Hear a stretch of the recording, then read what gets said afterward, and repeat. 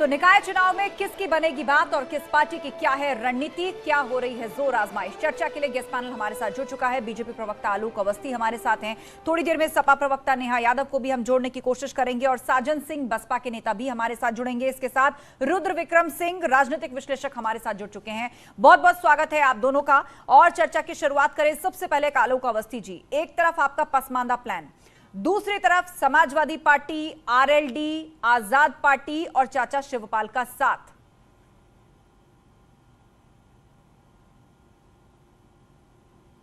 देखिए, भारतीय जनता पार्टी अपने जनप्रिय नेता मुख्यमंत्री योगी आदित्यनाथ जी के नेतृत्व में चुनाव में जाएगी। हम अपने जो लोक कल्याणकारी कार्य हमने जो किए हैं, साथ ही संपर्क, संवाद, समन्वय, सामंजस्य और सामूहिकता के आधार पे, नीति के आधार पर हम चुनाव के बीच में जाएंगे।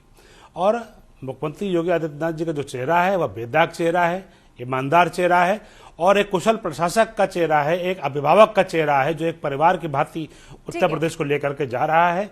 उसका लाभ हमको निश्चित रूप से मिलेगा। और अभी हमने रामपुर का गढ़ ढाया है जहां पर कि हम कभी नहीं जीते थे और हम विश्वास है कि हम इस बार उत्तर प्रदेश में फिर से जो है नया इतिहास। आलोक जी, फिलहाल ओपनिंग रिमार्क्स का वक्त पूरा, रुक करेंगे रुद्र विक्रम सिंह जी का, राजनीतिक विश्लेषक हमारे साथ हैं। रुद्र जी, आप सुन रहे होंगे आलोक अवस्थी की बात। आपको लग रहा है कि मुद्दों के साथ, समीकरणों के साथ एक बार फिर से योगी मोदी का चेहरा हम रहने वाला है निकाय चुनाव में भी उत्तर प्रदेश के अंदर? देखिए, भाजपा के पास दो चेहरे और खासकर उत्तर प्रदेश में योगी आदित्यनाथ का चेहरा और पूरे देश में नरेंद्र मोदी का चेहरा, ये दो चेहरे तो मुख्य ही हैं जो उन्होंने निकाय में जो काम किए हैं उसको लेकर और शहरी क्षेत्रों में जो भाजपा का हमेशा से प्रभाव रहता है उसको लेकर। देखिए, 2012 के आंकड़ों को भी अगर हम देखें तब भी जब भाजपा की सिर्फ 47 सीटें थी प्रदेश में, तब भी वो निकाय, जब तब 12 निकाय थे उत्तर प्रदेश में, तब भी वो 10 सीटें वहां जीती थी। तो इन सब आंकड़ों के आधार पर और योगी मोदी के चेहरों के आधार पर हम बिल्कुल बहुत स्पष्ट तौर पर ये देखा जा सकता है और कहा जा सकता है कि निकाय चुनाव में इनकी विजय लगभग सुनिश्चित होगी। ठीक है, आप मान के चल रहे हैं भाजपा का पलड़ा भारी दिख रहा है और उसके लिए आपने कुछ अहम फैक्टर्स भी गिनवाए। हमारे साथ साजन सिंह जुड़ गए हैं, बीएसपी के नेता। बहुत स्वागत है साजन जी आपका, और 30 सेकंड के अंदर अपनी बात रखिए। इससे पहले निकाय चुनाव में 2 निगम आपके पास रहे और इस बार आपका जो मुस्लिम दलित फैक्टर है वो कितना काम करेगा? बीजेपी भी पसमानदा मुसलमानों पे बड़ा दाम लगाने जा रही है। एसपी तो मानकर ही चलती है कि मुस्लिम हमारे साथ जाएगा या एसपी को वोट देता है, और बहन जी भी अपना वही फैक्टर लेकर मैदान में है। आप बताइए, ये मुकाबला बाइपोलर एसपी और बीजेपी के बीच होगा, बसपा कहां होगी यहां पर? या फिर से आप लोग कहे जाएंगे कि या तो किसी की बी टीम है या वोट काटने आ गए? आस्था जी, इस निकाय चुनाव में 2 बातें साबित होगी। पहली बात है कि समाजवादी पार्टी बीजेपी का मुकाबला नहीं कर सकती है, इकलौता बसपा में मुकाबला कर सकती है। जिस तरह से बसपा को आभार समर्थन मिल रहा है, जिस तरह से अल्पसंख्यक समुदाय के लोग हमारे साथ जुड़ रहे हैं। और दूसरी बात ये जो निकाय चुनाव होगा, ये 24 के लोकसभा चुनाव का एक आगाज होगा। दीवार पर लिखी जाएगी कि कौन सी पार्टी लोकसभा में उत्तर प्रदेश की जनता किसको अपने सर पे नवाजेगी, किसको आशीर्वाद देगी, ये साबित होगा निकाय चुनाव में। पूरे दम खम के साथ बसपा निकाय चुनाव लड़ रही है। बहन जी का मार्गदर्शन है इसके साथ। बहन जी खुद देख रेख कर रही है निकाय चुनाव कैसा लड़ा जाए, कैसे कैंडिडेट का सिलेक्शन किया जाए। ठीक है। चलिए, ओपनिंग रिमार्क्स का वक्त पूरा हो गया। साजन जी 1 minute please hold. Opening remarks का वक्त पूरा, डिबेट ओपन करते हैं। थोड़ी देर में नेहा यादव भी हमारे साथ जुड़ेंगी, समाजवादी पार्टी की प्रवक्ता। लगातार हम उनको जोड़ने की कोशिश कर रहे हैं। चलिए शुरुआत करते हैं आलोक अवस्थी जी से। आलोक जी, निकाय चुनाव के लिए कहा जा रहा है कि 2024 की कोई पिक्चर प्रस्तुत होगी, क्योंकि एक बार फिर से विपक्ष एकजुट हो रहा है। यूपी चुनाव के बाद जो कुछ मनमुटाव या गठबंधन बिखरने की जो खबरें आई थी, आरएलडी साथ है, आजाद पार्टी को आप लोग किस तरह से देख रहे हैं? आजाद पार्टी के लिए तो माना जा रहा है कि जिस तरह खतौली की सीट भाजपा के हाथ से गई है, उसमें एक अहम फैक्टर है चंद्रशेखर रावण, और कहीं ऐसा ना हो कि इस बार बसपा के लिए भी वो चिंता की लकीरें खड़ा कर दें। तो आरएलडी, आजाद पार्टी, समाजवादी पार्टी और पीएसपीएल तो विलय हो ही चुकी है, चाचा शिवपाल ये एक तरफ और बीजेपी एक तरफ। आप चूंकि पहले से सत्ता में हैं, उसके साथ भी कई फैक्टर्स काम करते हैं जो आपके लिए चुनौती होंगे। आलोक अवस्थी। आस्था जी, जो राजनीति में, उत्तर प्रदेश की राजनीति में जो सबसे बड़ा फैक्टर काम कर रहा है वह नरेंद्र मोदी का काम कर रहा है और योगी आदित्यनाथ का काम कर रहा है। इसलिए काम कर रहा है कि दोनों ही नेता बेदाग हैं, नेतृत्व बेदाग है, ईमानदार नेता है और लोक कल्याणकारी गरीबों के लिए काम करते हैं। और हमने सबसे बड़ा एक गठबंधन 2019 में हुआ था, उसको मायावती जी, राष्ट्रीय लोकदल और सपा मिलकर लड़ रही थी। राष्ट्रीय लोकदल का खाता नहीं खुला पश्चिम के अंदर, और अखिलेश यादव 5 सीटों तक ही समेट के रह गए। तो कहीं पर भी इससे बड़ा गठबंधन नहीं हो सकता है। और चाचा तो हमेशा से साथ थे। चाचा ने विधानसभा का चुनाव अखिलेश के साथ मिलकर लड़ा है, तो वो उनके आने से कोई चमत्कार नहीं होने जा रहा है। अगर मैनपुरी की सीट को अगर आप उदाहरण मानते हैं, तो मैनपुरी की सीट वो स्वर्गीय मुलायम सिंह यादव जी के याद में चुनाव लड़ा गया था, उनको श्रद्धांजलि दी थी पब्लिक ने, इसलिए वहां पे वो जीत गए हैं। अगली बार 2024 में हम मैनपुरी का भी गढ़ ढाएंगे, जैसे रामपुर का ढाया है, जैसे आजमगढ़ का ढाया है, जैसे अमेठी का ढाया है। हम इन सारे गढ़ों को ढाएंगे। और 2016 में आपने देखा था, इसके पहले निकाय चुनाव में 16 नगर निगम थे, 14 में हमने जीत दर्ज करी है। समाजवादी पार्टी का खाता नहीं खुल पाया है। 70 जिला पंचायत अध्यक्ष हमारे हैं, समाजवादी पार्टी के मात्र 5 हैं। हमारे पास 64 सांसद हैं और समाजवादी पार्टी पर मात्र 5 हैं। हमारे पास 273 विधानसभा के सदस्य विधायक हैं, समाजवादी पार्टी पर मात्र 111 हैं। तो एक बहुत बड़ा अंतर है। इसके नेतृत्व में सवाल उठता है, समाजवादी पार्टी के नेता पार्ट टाइम पॉलिटिक्स करते हैं। जब सीरियस होंगे राजनीति में तो देखा जाएगा, लेकिन अभी कहीं दूर दूर तक कहीं समाजवादी पार्टी खाता खुलते नहीं दिख रहा है। ठीक है साजन सिंह जी, बीजेपी इस बार पसमांदाओं पर एक बड़ा प्लान लेकर के उतर रही है। मतलब रामपुर का जो मॉडल उनको लग रहा है कि अभी आगे भी काम करेगा। आजमगढ़ में उन्होंने जीत हासिल की, रामपुर में दोनों उपचुनाव उन्होंने जीत लिए, तो अब वो पसमांदा मुसलमानों को साथ लेकर चलने के मूड में है। और ये कहा जा रहा है कि उनमें से कईयों को टिकट भी दे सकती है भाजपा। तो अब देखिए, मुस्लिमों का तो बंटवारा हो गया साफ साफ। भाजपा पसमांदाओं को केटर करने की कोशिश कर रही है, आप अपना मुस्लिम दलित फैक्टर एक साथ रखने की कोशिश करें। समाजवादी पार्टी एसटी हसन को लोकसभा के अंदर नेता चुनती है, वो भी मैसेज देने की कोशिश कर रही है कि मुस्लिम हमारे साथ हैं। जिसकी राजनीति विभाजन के बुनियाद पर खड़े हो, वो तो समाज को बांटेगा, कभी पसमांदा में, कभी अगड़ी पिछड़ी में, कभी किसी और में। जिसका सत्ता प्राप्ति का एकमात्र लक्ष्य है, जिसकी सत्ता प्राप्ति सारे बुनियादी मुद्दों को तथा बताते हुए, वो पसमांदा मुस्लिम जो अल्पसंख्यक समुदाय है, उसमें भी विभाजन की राजनीति करनी जो होगा नहीं, ये साबित हो चुका है। ये साबित हो चुका है कि नहीं, ये विभाजन कैसे हुआ? साजन जी एक मिनट, आपने कहा ये विभाजन की नीति है, विभाजन कैसे? आप तो कहते थे कि मुसलमान भाजपा को वोट नहीं देता, वो कहते हैं हम आजमगढ़ में जीत गए, मुस्लिम बाहुल्य क्षेत्र, रामपुर में जीत गए 50% से ज्यादा मुसलमान, 2 चुनाव जीत गए, वो कहते हैं पसमांदा हमें वोट देता है। तो ये तो जुड़ने वाली बात हुई ना, ये दावा तो जुड़ने का हुआ, आप कह रहे हैं तोड़ने का हुआ। कैसे, कौन तोड़ रहा है? आप वोट ले रहे थे विभाजन की राजनीति करके। आपने किसको विभाजित कर दिया गया? क्या वो समाज का हिस्सा नहीं है? वो समाज का हिस्सा नहीं है। अच्छा, मतलब मुसलमानों को क्यों बांटा जा रहा है, इस पर आपको परेशानी हो रही है? हिंदुओं को जब कहा जाता है कि ये दलित है, ये फला कम्युनिटी से है, ये फला जाति से, तब आपको दिक्कत नहीं होती? हाँ, अब बीजेपी कह रही है कि जो पिछड़ा मुसलमान है वो हमारे साथ आना चाहता है, हमारा कैंडिडेट बनना चाहता है, जो दावेदार होगा हम उसको टिकट देने में गुरेज नहीं करेंगे। अब इसमें आपको बांट नजर आ रही है, आपको डर सता रहा है ये दलित मुस्लिम मतलब ये बट गए या भाजपा की तरफ झुक गए तो आपका फॉर्मूला चौपट हो जाएगा। अब मेरी बात तो पूरी होनी हाँ, बोलिए मेरी बात पूरी होनी नहीं बोलिए। आपने कहा कि भाजपा विभाजन की राजनीति नहीं करती है। नहीं, मैंने ये नहीं कहा, मैंने सिर्फ विभाजन की परिभाषा बताई है आपको। मैंने सिर्फ विभाजन की परिभाषा आपको बताई और आपसे पूछी भी है कि विभाजन आप किसे कह रहे हैं। वो तो जोड़ने की बात कह रहे हैं कि चलो पसमांदा जुड़ गए हमारे साथ। आपको दिक्कत हो रही है कि मुस्लिमों की एक कम्युनिटी खिसक गई। आप समझने की कोशिश कीजिए। मैं समझ रही हूँ, समझाइए 20 सेकंड समझाइए। नेहा यादव भी हमारे साथ जुड़ चुकी है। नहीं जोड़ रही है, वो जोड़ेंगे। हम पसमांदा अलग है, शेख अलग है, पठान अलग है, अलग समुदाय है, सिया है, सुन्नी है, इसको विभाजन की राजनीति करके अपने साथ जोड़ रही है। जोड़ने के पहले जब हिंदुओं में से दलित गिनवाए जाते हैं, हिंदुओं में से दलित गिनवाए जाते हैं, पिछड़े गिनवाए जाते हैं, ब्राह्मण गिनवाए जाते हैं, राजपूत गिनवाए जाते हैं, इसमें आपको बांट क्यों नहीं नजर आती? इसमें आपको बांट क्यों नहीं नजर आती?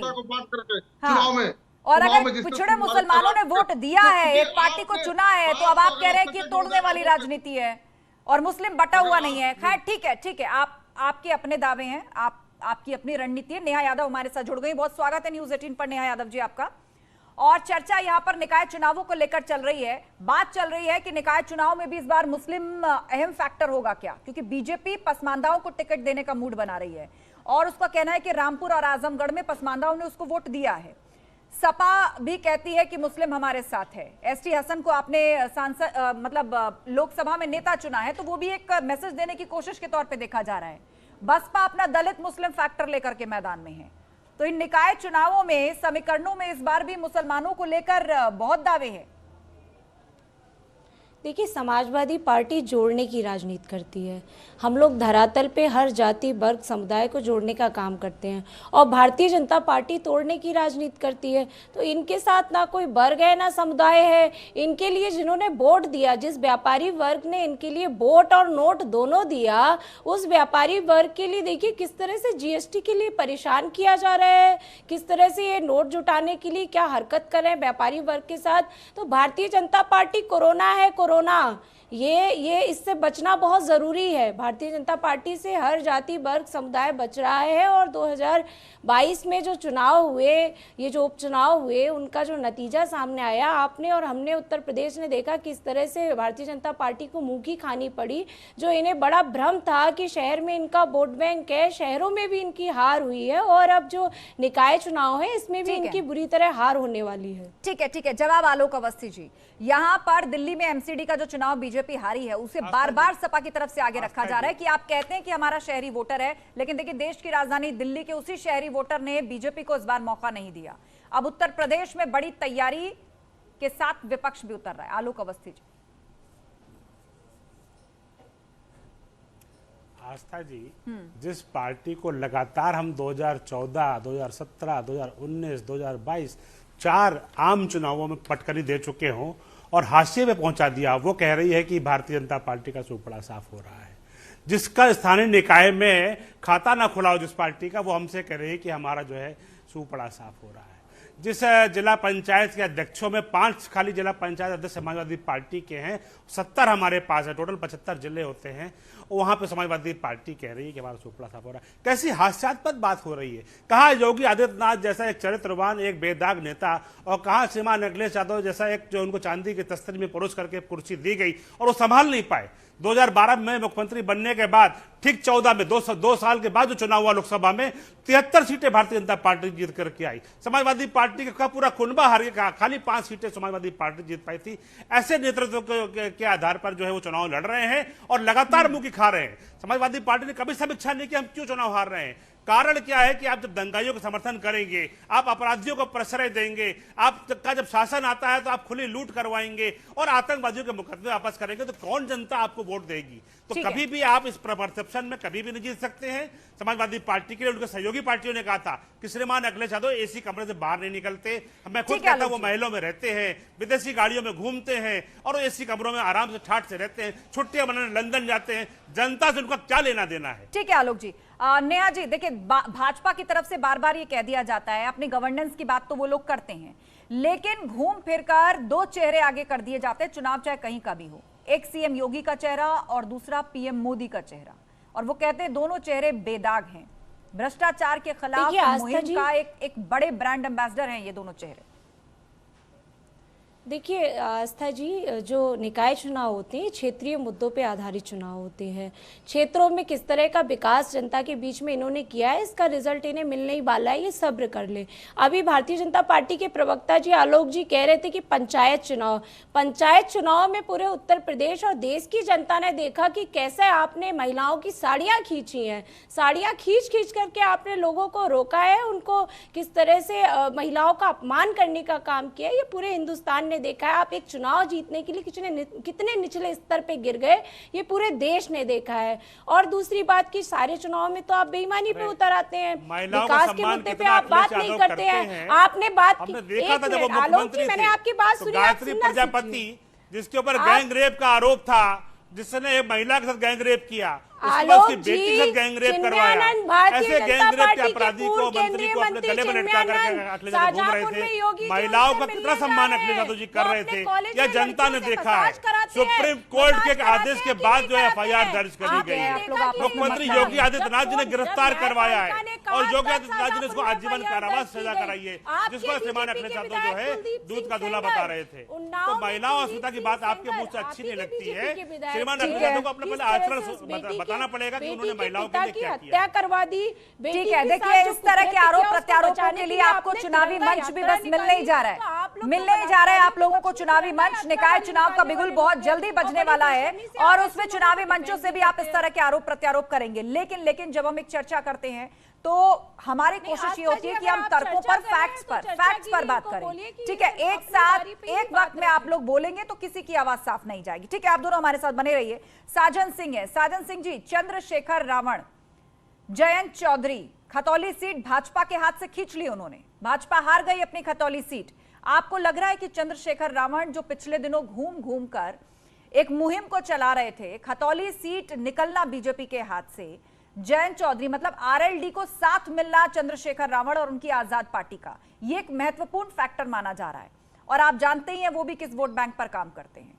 तो आपको लग रहा है कि अब केवल दलितों के चिंतक आप अकेले रह गए हैं या आने वाले निकाय चुनाव में कुछ और भी सरप्राइज मिल सकता है? खतौली का चुनाव आना है भाजपा के लिए। जहां बात बसपा की तो चंद्रशेखर की जो दशा हुई, मैंने आजाद पार्टी को लेकर पूछा, आपने अपना देखा आईने में। ठीक है, भाजपा हार गई वो सीट, भाजपा हार गई वो सीट, लेकिन आजाद पार्टी के फैक्टर को, वो भी दलित वोट बैंक पर काम करता है। आप भी दलितों के खेवैया अपने आप को कहते हैं। बोलिए, आजाद पार्टी पर बोलिए।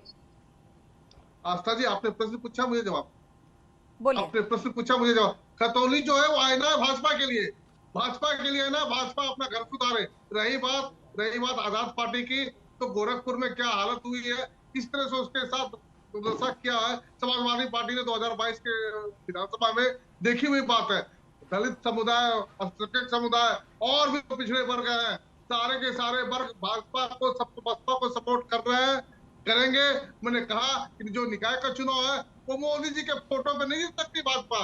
इस बार निकाय के चुनाव पे सुशासन चाहिए, सफाई चाहिए, पानी चाहिए, बिजली चाहिए, लॉ एंड ऑर्डर चाहिए। इस पे चुनाव होगा, न मोदी जी के चेहरे पे होगा, न धारा 370 पे होगा, न राष्ट्रवाद पे होगा, न धर्म पे होगा। चुनाव होगा स्थानीय मुद्दे पे, स्थानीय मुद्दों को देखेंगे कितने स्थानीय मुद्दे उठते हैं, उठाए जाते हैं और बरकरार रह पाते हैं, कितने स्थानीय मुद्दे टिक पाते हैं निकाय चुनाव में।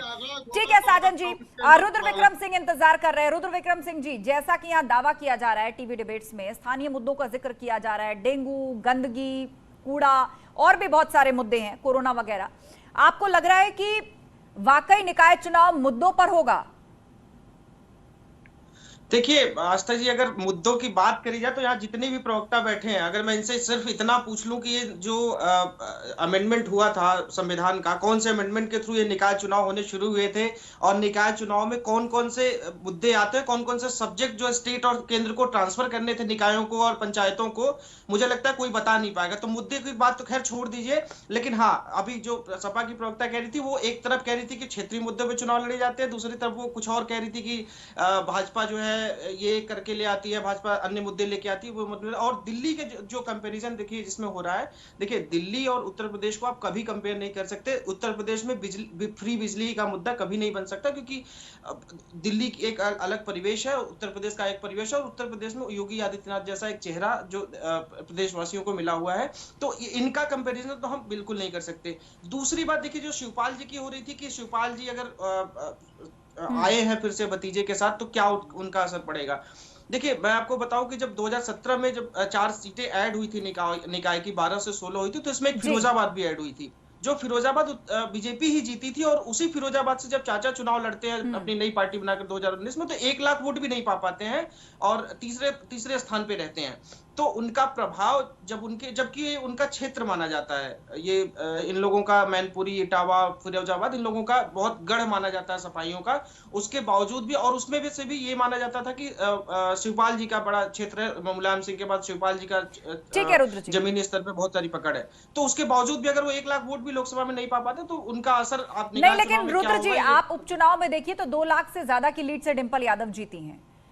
वो 2019 के नतीजे थे, उपचुनाव के नतीजे हमारे सामने हैं। हालांकि जानकार ये भी मान रहे हैं कि सिंपैथी वेव का भी बड़ा असर हो सकता है, लेकिन भाजपा कह रही है कि 2024 में हम ये सीट छीन लेंगे। ये कैसे पॉसिबल होगा? आलोक अवस्थी से जानते हैं। आलोक अवस्थी जी, आपने मिशन 80 में से 80 रखा है उत्तर प्रदेश के अंदर 2024 के लिए। उसमें अमेठी भी है, रायबरेली भी है, मैनपुरी भी है, और तमाम वो सीटें शामिल हैं जो तथाकथित गढ़ कही जाती थी।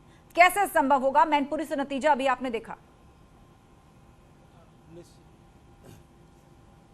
जी, मेरा इसमें साफ साफ कहना है, जनता को जब सुरक्षा मिलती है, जनता को जब हर टाइम बिजली मिलती है, जब जनता को जो है गुंडागर्दियों से मुक्ति मिलती है, तो जनता उस शासक के साथ खड़ा होता है। और साथ ही साथ हमने एक बड़े तबके को, जो गरीब होता है, गरीब कल्याण की योजनाएं चलाई हैं।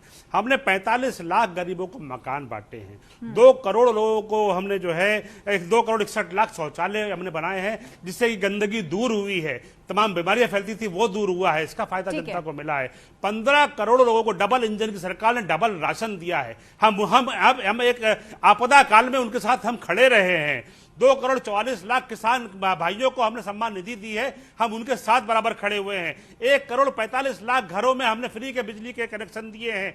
हमने जो है 4 करोड़ 27 लाख लोगों को जो है हमने जो है जो एड्रेस किया है, जो गरीब कल्याण की योजना को उसको सीधे सीधे लाभ मिला है। और हमें लगता है कि लगभग हमने हर तरीके से 1 करोड़ 63 लाख घरों में गैस के चूल्हे दिए हैं, साल में 2 सिलेंडर मुफ्त में देंगे। ये एक बहुत बड़ा एक गरीब कल्याण की योजनाएं जो चल रही है। जो शिक्षा के क्षेत्र में हमने काम किया है, जो स्वास्थ्य के क्षेत्र में बराबर हम काम कर रहे हैं, तमाम इन्वेस्टमेंट आ रहा है, रोजगार उससे उत्पन्न हो रहा है। अभी हम फरवरी के अंदर जो है बड़ा जो है औद्योगिक सम्मेलन करने जा रहे हैं। आपने पूरी लिस्ट गिनवा दी, आपने पूरी लिस्ट गिनवा दी आलोक अवस्थी जी कि क्या क्या काम आपने किए हैं, और यही काम लेकर आप मैदान में जाएंगे। नेहा यादव जी, यही कहा जा रहा है बीजेपी की तरफ से, इन्हीं कामों के माध्यम से गढ़ छीना जाएगा। आलोक जी से कह दीजिएगा कि अब चुपचाप सुन लें, अगर उन्होंने अपनी पूरी बात कर ली हो, बीच में इंटरप्ट ना करें।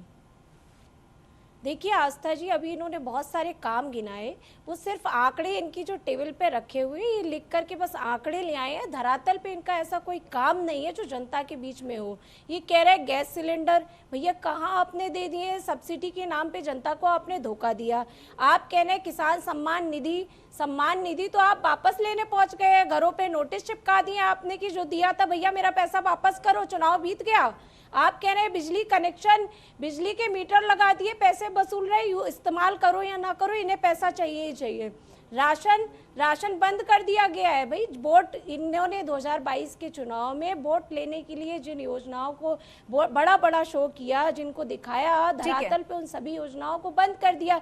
जनता को किसी योजना का लाभ नहीं है। और गुंडागर्दी इनके सबसे ज्यादा, भारतीय जनता पार्टी के सबसे ज्यादा विधायक और सांसद एडीआर की रिपोर्ट में अपराधी किस्म के हैं। ये बताए क्या एडीआर की रिपोर्ट गलत है, या फिर ये जवाब दें कि सबसे ज्यादा गुंडे और माफिया इनकी सरकार में विधायक और सांसद हैं कि नहीं है।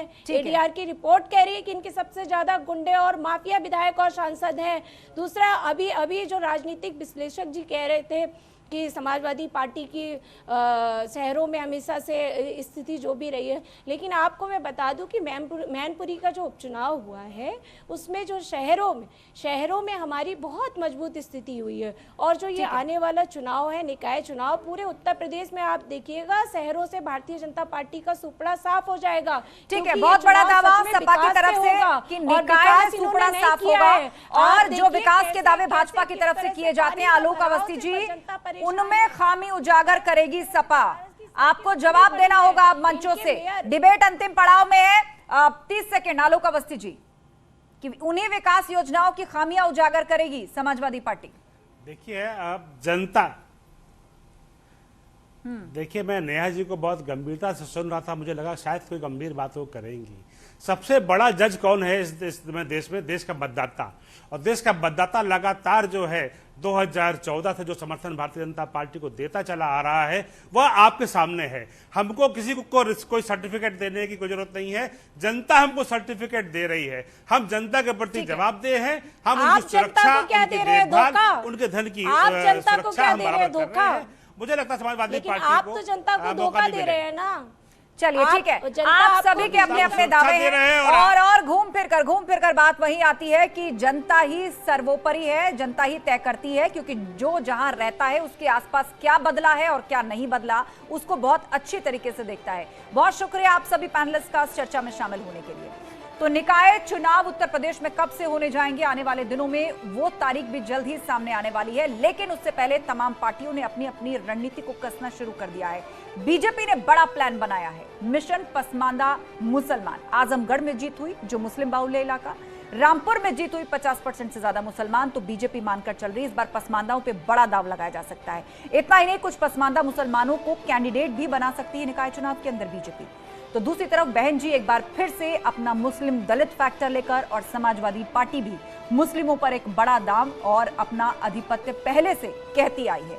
अब देखना यह होगा कि रणनीतियां कसी जा रही हैं, बड़े वादे दावे किए जा रहे हैं, विकास योजनाओं के बखान भी हो रहे हैं और उनमें खामियां भी